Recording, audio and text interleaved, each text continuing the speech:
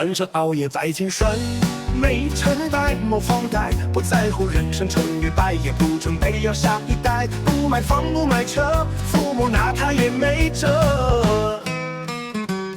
不走亲戚不串门，看见长辈不叫人，一天脚底见不到，不打招呼不说话，满口都是网络话，没钱才把爸妈叫心疼。进房间就锁了窗帘，一拉耳机一戴，除了手机谁都不爱。家里有饭菜不吃，饿了只点外卖，他都知道哪家平台送得快。他的东西你别碰，一碰就说你有病。生活邋遢，房间乱，说他百遍也没用。你要跟他说句话，除了啊就是不超过3句话，最多3次，知道了。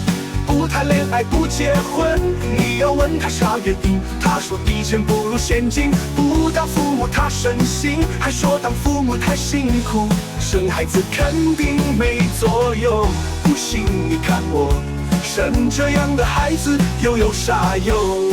哎呀呀，哎呀呀，生这样的孩子又有啥用？又有啥用？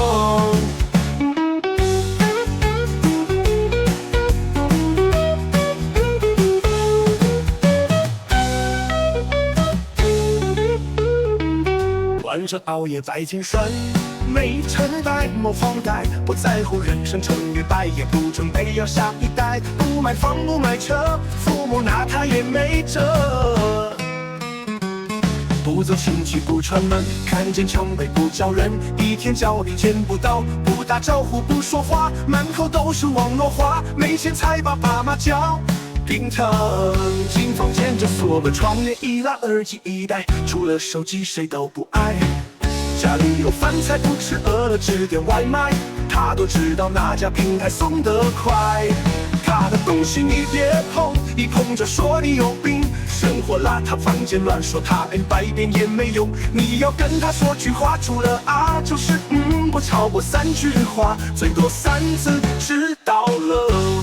不谈恋爱不结婚，你要问他啥原因，他说比钱不如现金。不当父母他省心，还说当父母太辛苦，生孩子肯定没作用。不信你看我，生这样的孩子又有啥用？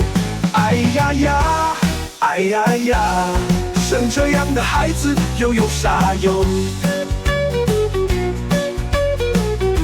又有啥用？